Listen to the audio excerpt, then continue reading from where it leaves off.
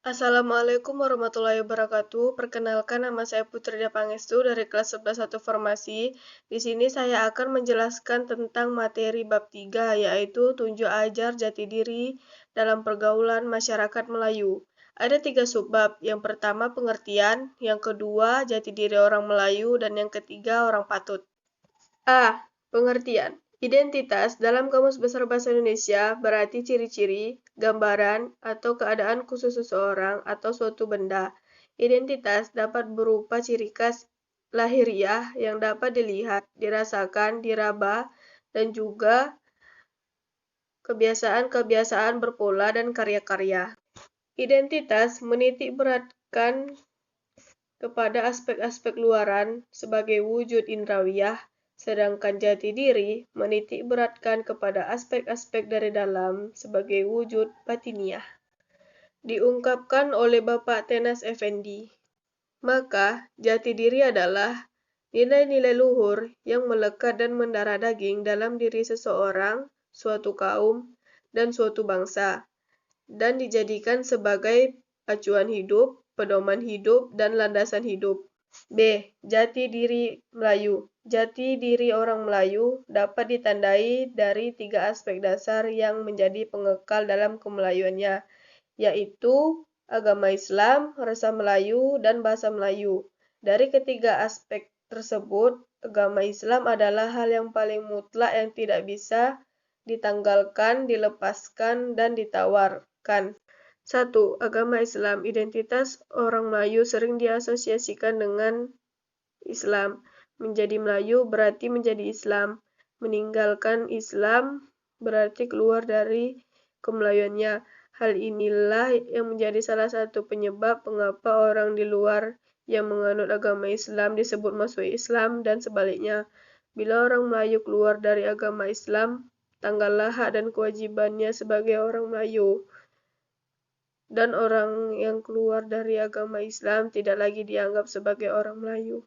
2. Rasa Melayu. Orang Melayu yang memegang teguh tata aturan dalam kehidupan sosial masyarakat. Tata aturan tersebut menjadi pegang pakai dalam tradisi yang selalu diperhatikan dalam kehidupan sehari-hari. Dalam pepatah disebutkan, hidup dikandung adat, mati dikandung bumi. Bermakna bahwasannya manusia yang hidup dalam suatu kelompok haruslah memaknai dan menggunakan adat yang berlaku dalam masyarakat tersebut. Dalam adat istiadat Melayu Riau, masing-masing wilayah budaya mempunyai konsep yang beragam, namun secara umum konsep adat dikenal dengan 3 tingkatan, yaitu adat yang sebenar adat yang diadatkan, dan adat yang teradatkan.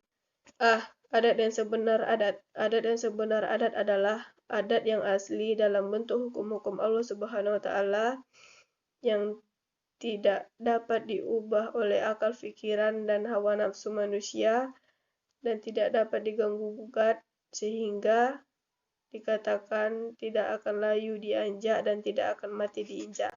B. Adat yang diadatkan.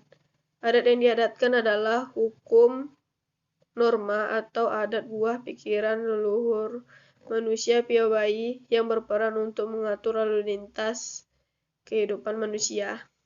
C. Adat yang teradatkan. Adat yang teradatkan merupakan aturan budi pekerti sehingga membuat penampilan manusia yang berbudi bahasa.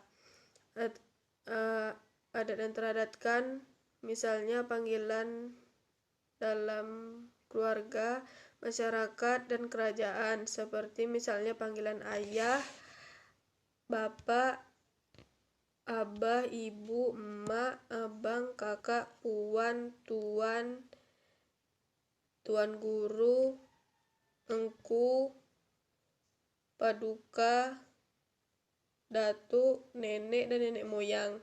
3. Bahasa Melayu. Bahasa Melayu dikaitkan dengan budi. Budi di sini maksudnya tingkah laku yang meliputi kesadaran, persepsi, pertimbangan, dan ingatan pada manusia. Bahasa yang dikaitkan dengan budi disebut budi bahasa. Sifat dan tabiat bisa dilihat dari tutur kata. Dalam penggunaan bahasa Melayu terdapat 4 derajat yang selalu menjadi tolak ukur dalam adab berbahasa. Yang pertama, bahasa mendaki. Kata mendaki digunakan untuk bertutur sapa terhadap orang tua-tua yang dihormati dan disegani. 2. Bahasa mendatar. Kata mendatar yakni cara berkomunikasi dengan teman sebaya. Pola kata mendatar diperbolehkan bebas memakai kata, dan gaya. 3. Kata melereng. Bahasa melereng adalah cara adat berkomunikasi dengan orang semenda. Di dalam adat bahasa melereng tidak diperbolehkan berbicara bebas atau langsung. 4. Bahasa menurun. Kata menurun yakni cara berkomunikasi dengan anak-anak atau kepada orang yang usianya lebih muda.